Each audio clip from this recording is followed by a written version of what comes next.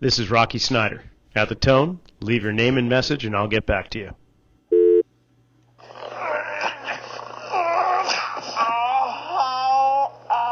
My back. I threw out my back.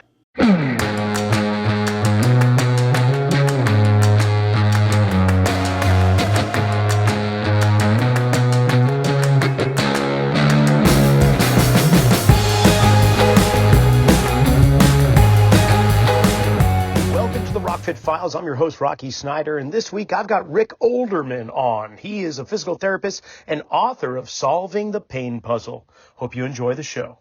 Well, welcome back to another episode of the RockFit Files. And this week I get to invite a colleague who I have not met before, but we go along very parallel lines in how we look at the body, how the body moves, and so on. His name's Rick Olderman, and he's coming out with a book this spring all about how to address pain or pain mitigation and how we look at movement and the body. So he's a formally, or I would say, and not formally, but he is a licensed physical therapist, but he's gone beyond that scope of learning, and we're going to delve right into it now. So Rick, welcome to the RockFit Files. Yeah, thanks for having me, Rocky. Looking forward to it. And you're in the Colorado area, in your Sure practice, that is. And, Yeah. do you have a practice yourself at this date? Yeah, I sold my clinic back actually last year. So I owned a clinic for about 10 years, a sports and orthopedic clinic. And so you might have heard this from others, but the vice just kept closing. And I just felt like I couldn't make it work financially anymore. So I decided to spring out into make the world my clinic rather than just that little brick and mortar store. Fantastic. And so, I have heard that several times before, and I know several physical therapists just in my region who are done playing the insurance game, and unfortunately, they they found other ways. I'll say, fortunately, they have. Yeah. So, give me a little bit of a background of yourself and what has been some of the most influential figures or thought processes that put you where you are now. Sure. Well, I became a physical therapist, and very soon after I graduated, I realized I was a failure. And I was a failure at helping anyone with any remotely chronic pain issue. Why? Because we are not trained to understand chronic pain. We assume that chronic pain should be treated like acute pain. Physical therapy does really good with acute issues, sprains, strains, post-surgicals, all that kind of stuff. Those principles do not apply to chronic pain issues, and which, is what led me on this journey all these years later. So can you give me, can you give me a particular example when you realized this? Oh yeah, almost like the second week of working as a physical therapist. You get any kind of chronic back pain, neck pain, headaches, shoulder, knee, foot. Because the way I describe our training in physical therapy is more of a component thinking approach. So we're trained in anatomy, physiology, understanding all the nerves and all that kind of stuff. And so when we see a shoulder issue, we hone in on that shoulder issue. We've got 1,000 tests to determine exactly which tissue is damaged. We have X-rays and MRIs to identify those too. But there are 0 tests that tell us why that tissue was damaged. And so that is the key to solving real chronic pain, and in my opinion, also acute pain. But it's really interesting, Rocky, because as physical therapists, we lean heavily on the body's natural processes to heal through these acute episodes. And in most cases, everything's just fine. But we don't really think about those processes in connection with chronic pain. So it's as if those processes have just gone away. Like, oh yeah, in 6 or 8 weeks, your tissues are going to heal and you're going to be up and going. Wait, you still have pain? Well, now what? And so we're not really trained to think beyond that really acute episode. And so, any chronic pain walked into the clinic, it was like, it was like flipping a coin. Am I going to get better or not? I have no idea. And Certainly. Yeah. And so from my experience, also what I have found with I'll say your industry's acute centric approach is that once the swelling and the bruising and the pain subside, everyone is left up to their own and say go, and you're all set now. But what's happened is your compensatory patterns that emerged since you've been injured have not been magically reset by some button on the wall. So you maintain a shadow of those movement patterns that potentially over the course of time can create chronic issues, right? I mean, isn't that what you found too? Absolutely, absolutely. Those issues may have been the thing that created the acute issue in the first place. And so, yeah, those tissues have healed. You've rested it, you've babied it, you've done all the things, little things that are fine, but you haven't corrected the larger pattern of issues that is feeding that vulnerability in your body. So when you just threw your hands up and said, I'm a failure, I just went through these years and years, and now applying it, I'm not being effective, where did you go? Where did you turn? What did you do? Yeah, so it wasn't so much throwing my hands up. I sunk into a deep depression because I was ready. I mean, I thought this was my calling. Here I am, I'm a failure. What am I going to do Oh, now? Right? It was terrible for years. I'm And then I so moved. sorry to hear that. Yeah, well, I really thought this was it for me. This is what I should be doing. And I mean, it's like anyone, if you feel that you're in your calling and then you find out that you're terrible at it, you're just like, oh my gosh, what do I do now? And that's kind of where I was. And eventually, so I first worked in a small rural clinic in Colorado. And I was almost like the only physical therapist in town. And I was so ashamed of myself.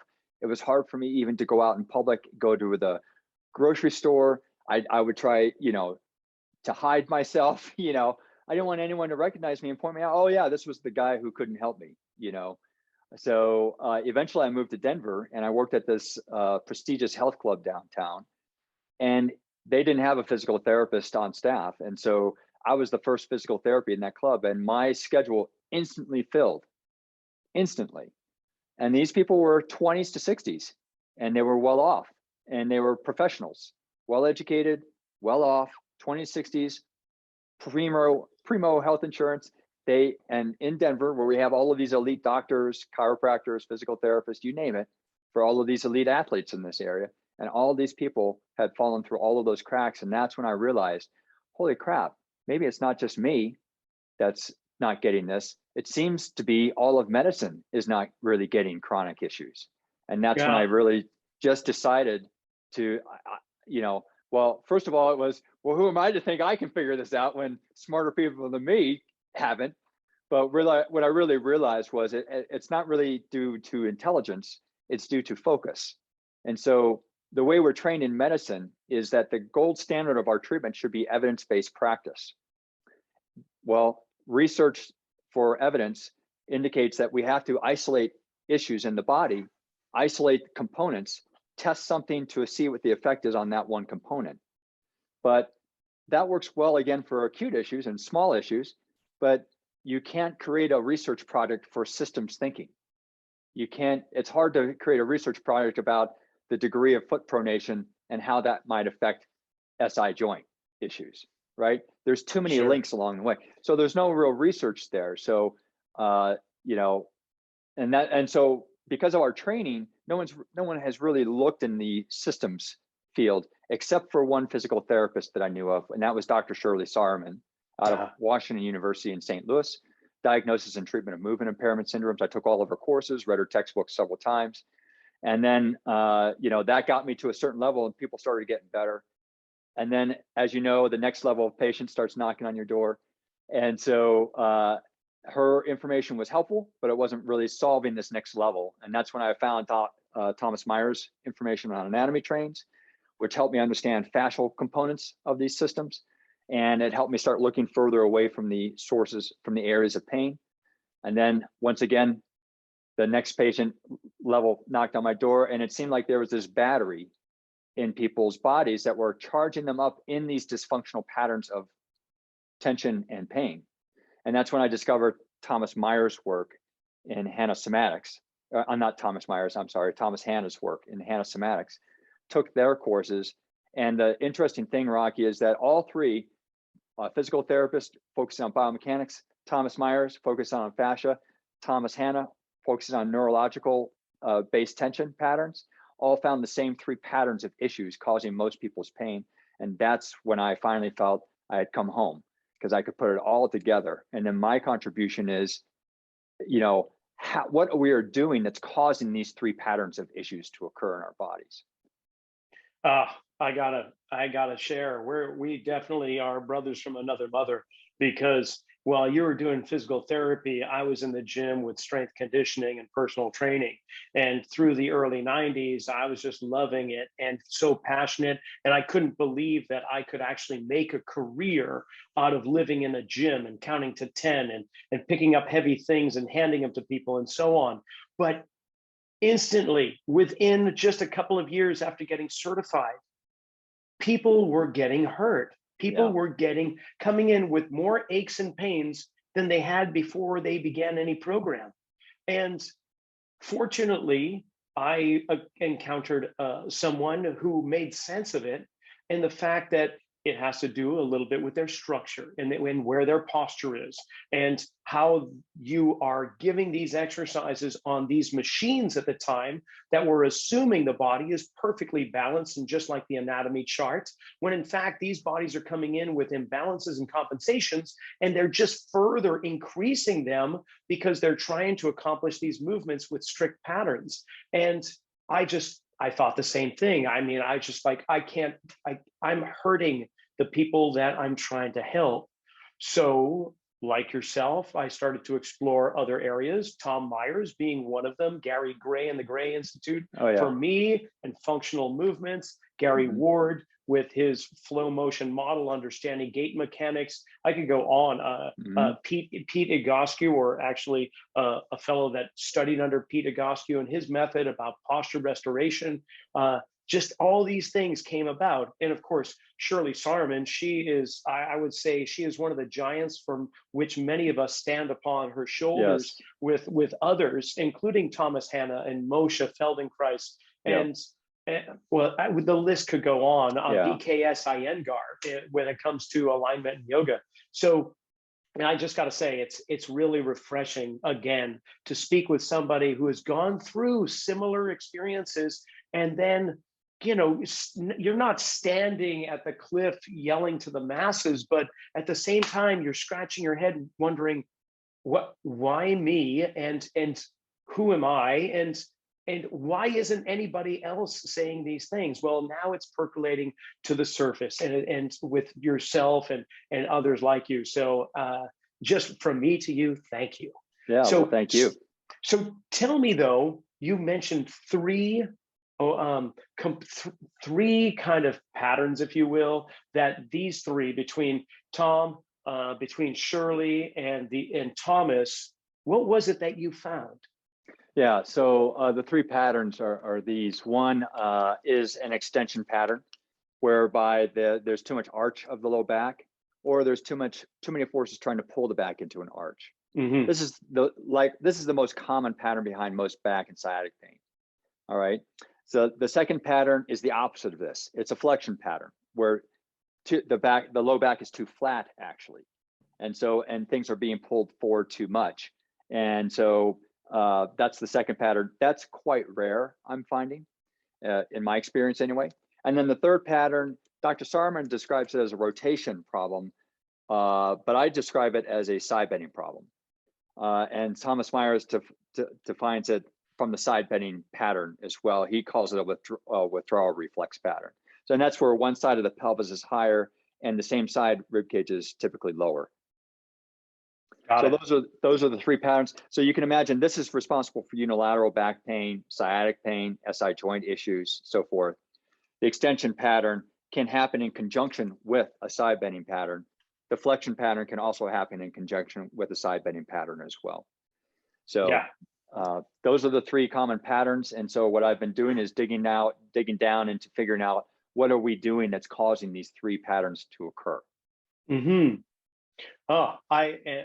So for me, studying gait mechanics, we can overlay that with some other understanding, because everything you mentioned there, for the most part, occurs at some phase in the gait cycle.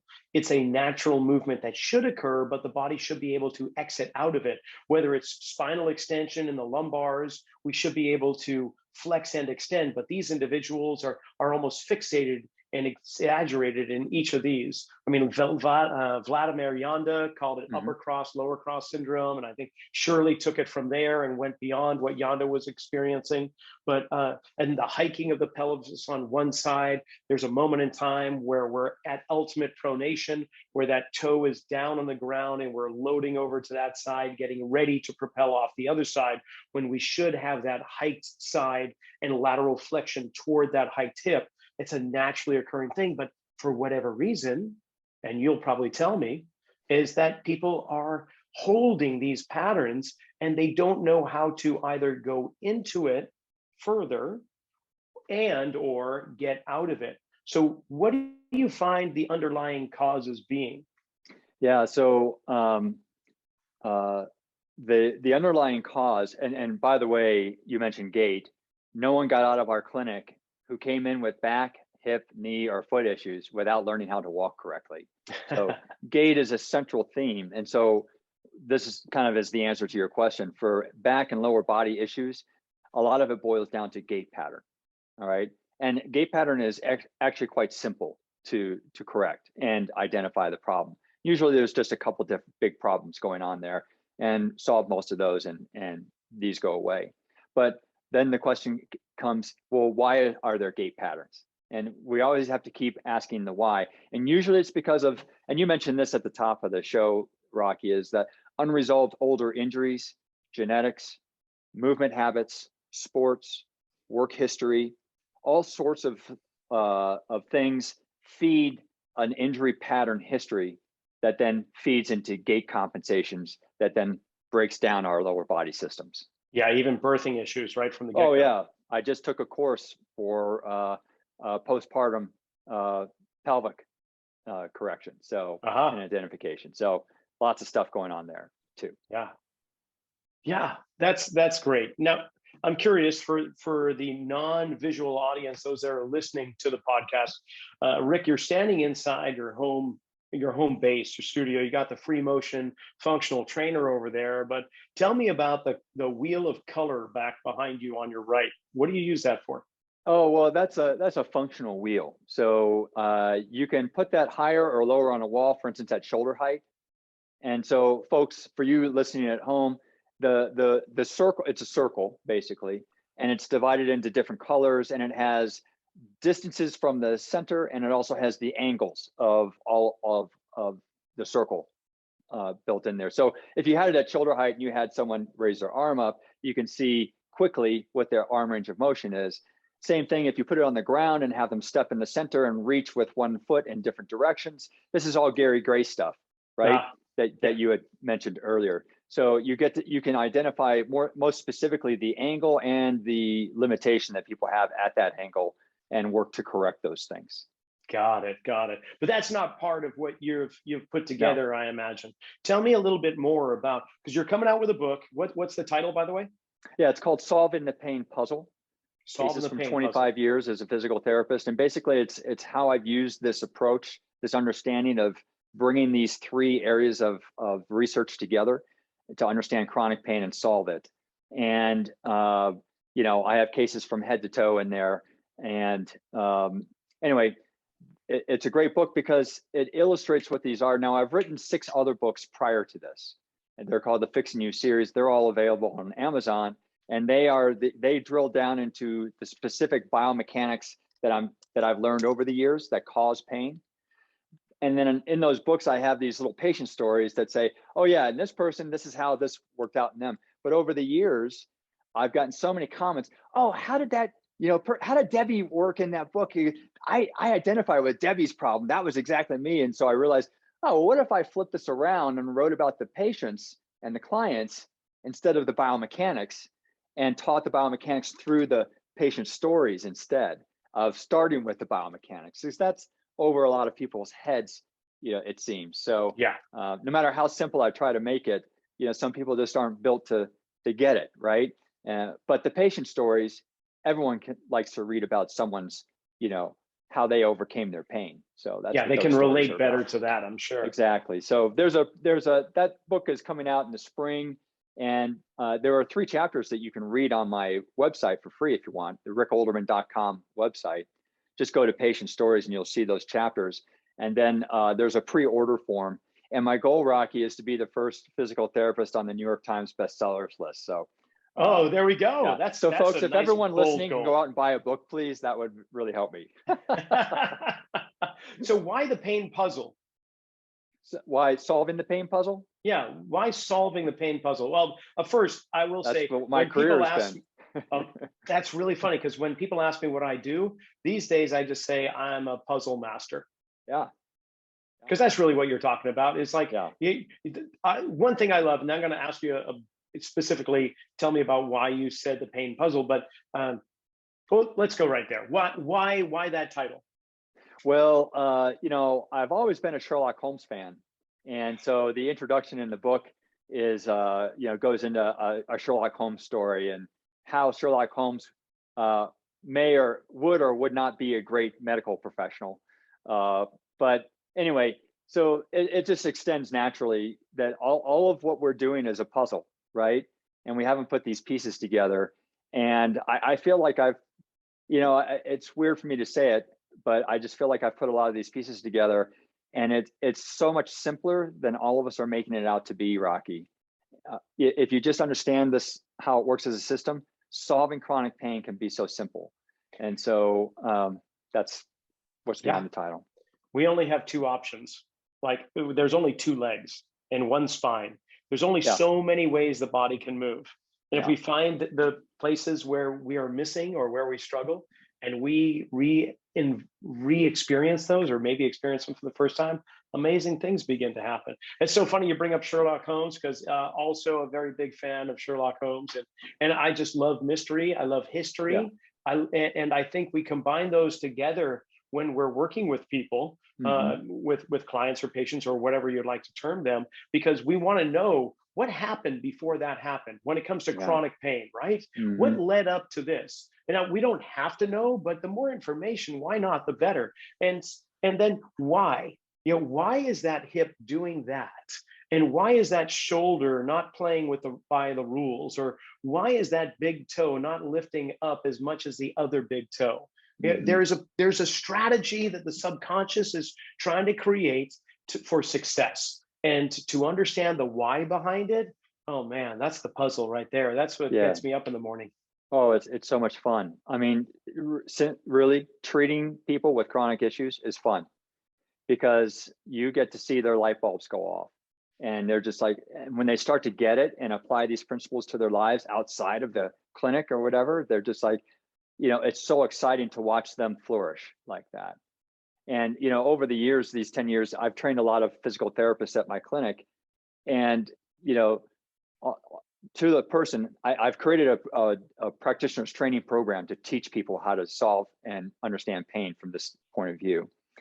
And if you go to healpatientsfaster.com, you'll see that landing page there, and you'll see their testimonials. Every single therapist who I've trained has always said, this is so much simpler than what we're taught in PT school.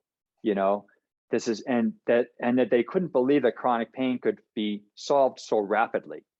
They thought 10 years of chronic pain meant at least a year or 2 to get back. No, one session. One session. If you just remove the obstacles that are stopping them from functioning well, the body's inner healing mechanisms will take over and heal and solve pain. It's not me solving pain, it's your body solving pain, and it's you fixing your body. That's how it all works. Yeah, I'm kind of curious about that when you're working with other physical therapists, or just having conversations with physical therapists themselves, and you're talking about the work that you're doing. What is that like for those that are traditionally trained and that are still in the compartmentalized kind of mindset? Do they just look at you and just say, I don't know what you've been smoking? Like, what is that like? Frankly, Rocky, I don't even try to engage with most people. And this here's the reason. Here's the reason why. Please. is because I took Dr. Shirley Sahrmann's courses, and over a couple of years, I took all of her courses, and I became friends with a PT who was also taking all of the courses. And we happened to graduate at the same time through these courses. And I came up and said, "Hey, man, how's this going?" He says, "Eh." I said, "What are you talking about? This is solving chronic pain. I can't believe the results I'm getting." He's like, "Yeah, but I'm a manual therapist, so I might use it for a home program or something." And that's when I realized that our belief systems are filtering out potential things that could help our patients. And it's not only in medicine, it's not only physical therapists, it's doctors, it's personal trainers, it's yoga instructors, it's lawyers, it's politicians, it's everybody. We all have belief systems that are filtering out things that we don't believe should work. And so it was at that moment that I realized that I needed to write my first series of Fixing You books 15 years ago, because I had to do an end around practitioners, because people weren't getting this information because their practitioners didn't believe, they thought they should solve everything with their hands, right? No, because that's it, then they're just doomed to come back to your practice again and again and again. We have to solve the reason it's happening. And so anyway. And give the people tools that they can use to better themselves. So to answer your question, I'm not silly enough, and I don't want to waste my time trying to convince other people what I'm doing. And if you just do that, if they don't want to learn, they're not going to learn. And so I can put the practitioner course out there, and and have it, and then hopefully somehow I'll get people to take it. But I can only do that if I can demonstrate the effectiveness of what I do. And conversely, like the physical therapists that do take your course, I can only imagine the number of jaws that drop, the light bulb moments that light up the room when they finally grasp the understanding that the scapula is actually connected to the hamstrings, and these mechanics are synergistic. And if there's something happening at this area, it has a direct effect with everything. And pain can manifest in one area without any problem being over there. It's just the brain's way of telling you something isn't working right. Yeah, so my course isn't just for physical therapists, because frankly, physical therapists are the last people who get to see these people, right? The first people who get to see them are people like you, trainers, yoga instructors, Pilates instructors, coaches. And so if all of those you people also understood this thing, you would put people like me out of a job. That would be my dream, is to be out of a job, because there's no more chronic pain in the world to solve. And so, but pain, as you know, has everything to do with movement and how you're using your body, and tightnesses and weaknesses that occur because of all of that stuff. So you guys, all of that, that all of you professionals are the first people that people are going to that are looking for answers. And you could nip that in the bud, put me out of business. I would love it. Anyone, I'm trying. I'm doing my best. I know you are. So anyone from coaches to surgeons, I feel that it needs this information. And with the courses, just curious, are you online or is it in person strictly?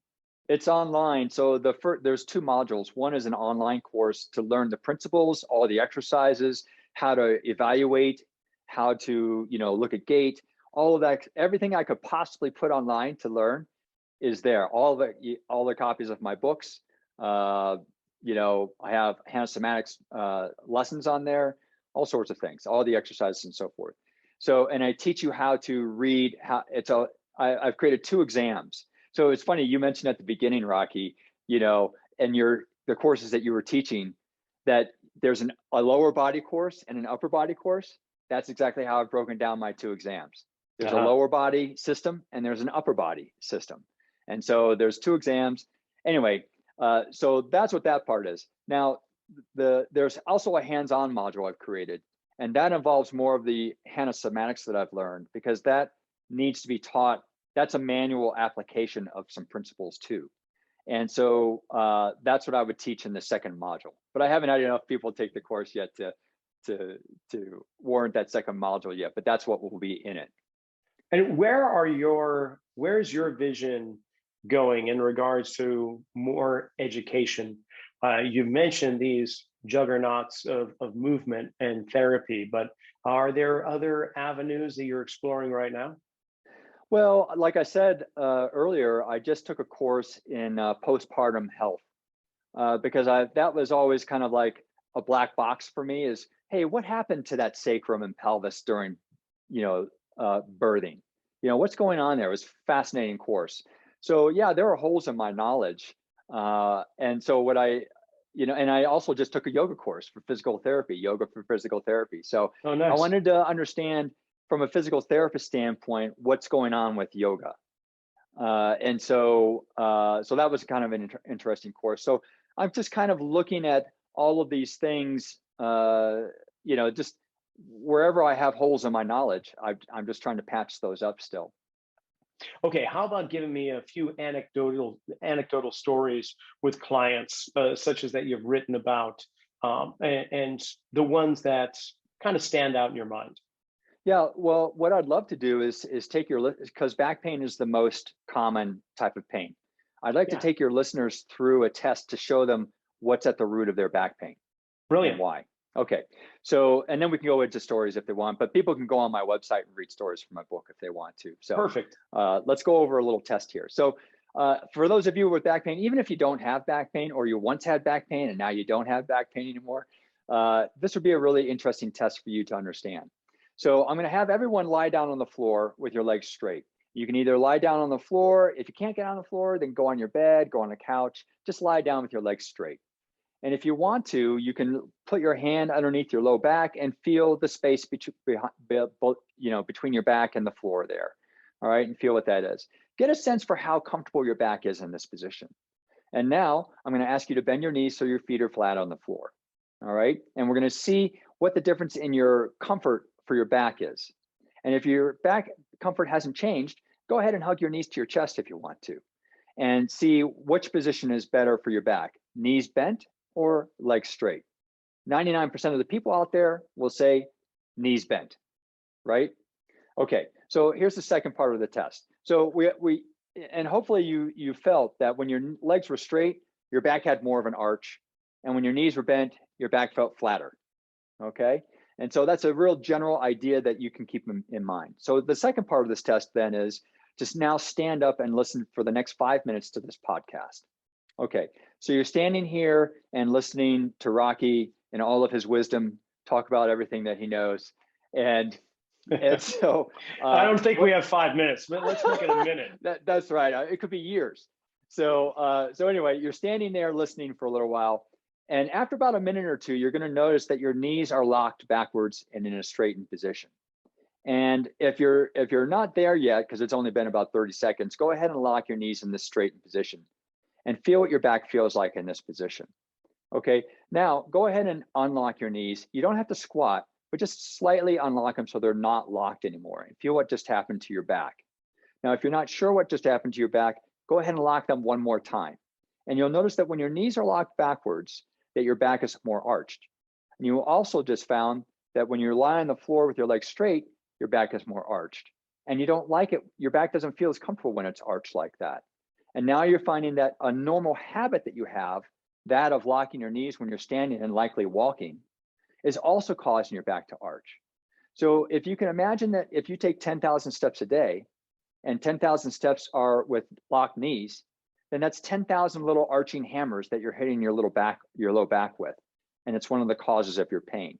And if you're standing in line at the supermarket and you shift to one leg and you lock that knee out, well, that's not so bad. But if you do it over and over again, then you're arching just one side of your back, which then sets up your back for unilateral back pain and issues like that. So this is one simple habit. And I'll tell you, I can tell you a story about this, Rocky. But if people just unlock their knees for the next 3 days, they should see probably at least a 50% reduction in their back pain just by unlocking their knees. So it can be that simple, folks. Yeah, I can relate it to some stuff in my head, but this is about you and not me. So that's wonderful. I do think, though, I will throw this out, that the majority of people have a tendency to overly pronate in their feet, which sets up a chain reaction through their body. And it's somewhere around 85% or more. And the remaining 15% are those that are overly supinating with high rigid arches, which have another chain reaction up the body. So when you're talking about back extension, people extending too much for various reasons, or those that have a posterior tilt to their pelvis and live in flexion, you don't see too many of those. I'm imagining it relates greatly with those percentage breakdowns, that we're going to see people with more of an anterior tilted pelvis, more extension, shorter hip flexors, and the only way to try and kind of get out of it is breaking away from the rules and locking out or something of that nature. Yeah, so yeah, that's certainly true. And so, the pronation and supination issue can also be tied to femoral anteversion and retroversion. And I can explain that connection if you want to see that one too. But basically, a lot of pronation is happening because of poor hip function. And so the lack of control of the hip relates down to the foot. Same with supination for that matter. Yeah, definitely. They feed back and forth, either top down or bottom up, right? Yeah. They just continually have this relationship. So that's both ways. One example that was very simple. And like you say, it is simple. I mean, this is not rocket science. Very simple. We can go deep into biomechanics and the thousands of different joint mechanics that we're as humans capable of doing. But really, it just boils down to some simple things. How well do you land on the ground? How well do you push off the ground? How does your body respond to movement? Yeah. And that's what I hear you saying. Yeah, that's exactly it. But you have to understand the reasons. So, and this is what a lot of approaches to solving this are kind of throwing things against the wall and seeing what sticks, right? Sure. And so I prefer to be very specific. I listened to you in one of your videos about people coming in with a huge book full of exercises. I think it was a rotator cuff video. Yeah, that's true. I would get these kind of patients too. Millions of exercises. Well, how long does it take you to do it? Well, I'll do half of them in the morning for about an hour or so. And then the other, just like, throw it out, man. Because if those are working, you wouldn't be coming to me. So it can be, so I prefer to be more specific about what's going on. And that's what my exams have done is drill down more complex biomechanics to a simple test to understand if that's at the root of someone's pain or not. Certainly. That's great. Yeah. And the most effective means are those that simplify it and make it understandable and digestible. At least that's what I've found. Yeah. Can I describe a cause, like a common cause of neck pain and headaches for your other listeners out there? Yes. Yeah. Oh, without a doubt. Okay. So this is the other misunderstood cause of neck pain and headaches, is that the problem is with your neck or your head.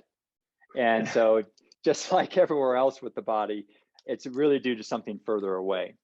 So what's going on, if we look at the architecture of the body, those of you who are just listening, Google skeleton of the body, and you'll see that most of our bones are these long bones. But there's two places on the body that have flat bones. One is the pelvis, and the pelvis we all know is the center of function for our lower body system and our low back. The other is our scapula. That's the center of function for our upper body system, neck and head. There are rules about how the scapula should be resting and moving. And so when those rules are broken, pain starts to happen. But why would the scapula dysfunction or shoulder blade dysfunction cause neck pain and headaches? Well, there are these really big muscles that attach to the shoulder blade that help control it. And so when those muscles aren't doing their job, usually, and this is the way it works throughout the body, when the big muscles don't do their job well, the little muscles deeper to it have to take up the slack, and that's where you often get pain. So in the case of neck pain and headaches, one of the smaller muscles is called the levator scapula, which starts at the corner of the shoulder blade, inserts into cervical level 1, 2, 3, and 4. And so its job is just what it says, levator scapula. It's supposed to elevate the shoulder blade. And so when our shoulder blade is not resting or moving correctly, then excessive work is delivered to that levator scapula. Well, then what happens is that levator scapula starts tugging on the cervical bones. It can cause side bending, extension, flexion, rotation, all sorts of problems happening there, arthritic changes, disc changes, and so forth. It will also cause headaches in the head as well. And I believe it's also related to trigeminal neuralgia. So anyway, this is the most common cause, and I can show everyone a really easy test to see if this is the cause of their neck pain and headaches, if you want to go through it. It's Let's really do simple. it. Yeah. Okay. Yeah. So the most common fault with the shoulder blade system is that it's resting too low. And there are many reasons for that, and we can go into those reasons if you want to. But here's the real test to see whether this is really behind yours. And to be honest, in the last 20 years, I haven't seen one patient with chronic neck pain or headaches that this has not been the cause of their problem. So if you're the person with pain, what you're going to do is you're going to turn your head left, turn it right, look up, look down, and get a sense for your range of motion and pain restrictions. Okay.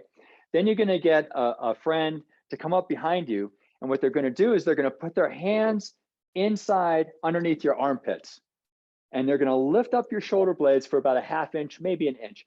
And they're going to slowly jiggle that around a little bit to make sure that you're completely relaxing your shoulder blades onto their hands. Okay.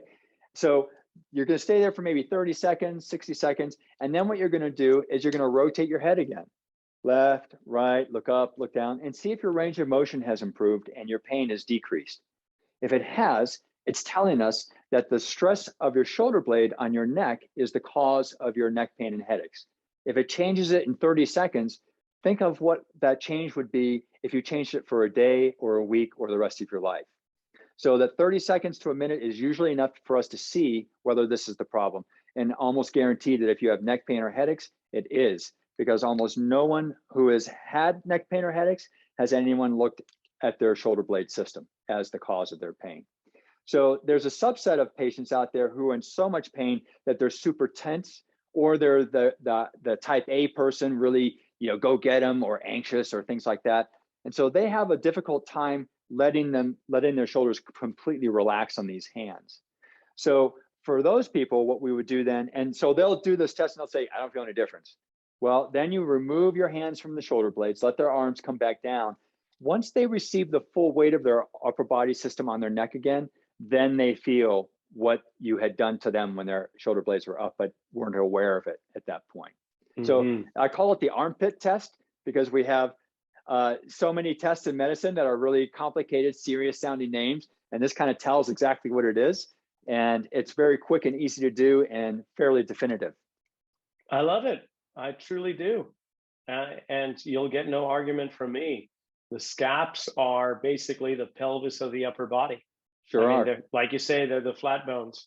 And the amazing thing is that we've got structures that are repeating themselves throughout our body. And there's a reason why they're shaped the way they are, because they have a certain role to play. And when they don't play the role they were designed to, then things happen that probably aren't as favorable, like neck pain and headache. So I'm gonna give that a shot. I would love that. Yeah. Next time, just try it out and email me, Rocky, and let me know whether that was a positive test for your next neck pain and headaches person. Fantastic. Now, do you still work with patients? Well, I'm under a non-compete clause restriction right now because I sold my clinic last year. So I can do telehealth, but I can't do physical in-person visits. Okay. Now, if somebody wanted to pursue that and get your professional guidance, how could they do that? If they go to rickolderman.com, you'll see a place to sign up for a telehealth visit with me.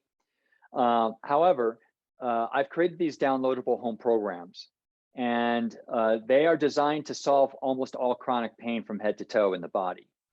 And these are based on, so what I learned when I wrote my books, my original 6 books 15 years ago or longer, I was trying to solve every possible thing that could go wrong with every possible person.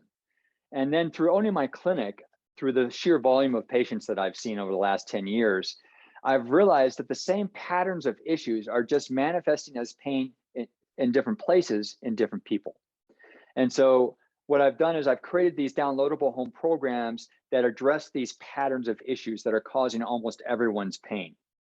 And so you don't need, like in my back pain book, I literally think I have maybe 80 exercises in there. And that's ridiculous. It shouldn't take 80 different exercises to fix back pain, right? So in my home program, it's, I think, down to 7 or something like that. But anyway, so my downloadable home programs were made so you don't need to see people like me.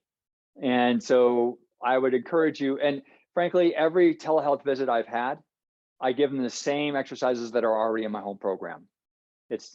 So save your money, just get the home program. They're very affordable.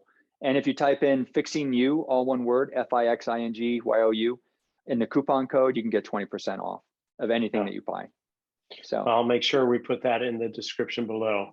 Sure. Rick, this has been wonderful. I always love talking shop, especially to those that have a good understanding of the body movements and that are curious like yourself, and that don't forget this, the most powerful word is why. And that's what I've found. If we don't continually ask why, then we're really not learning. We're not getting to the nuts and bolts of where we're trying to get to. So thank you so much. I can't thank you enough for coming on. Oh, my pleasure. And I feel like we just kind of scratched the surface. So if you ever want to go deeper, I'm happy.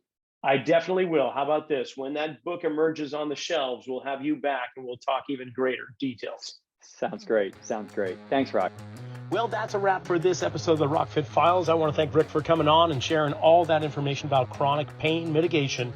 Follow us on Instagram in the meantime at Rocky_Snyder. Click the subscribe button and we'll get you listening to the next episode real soon.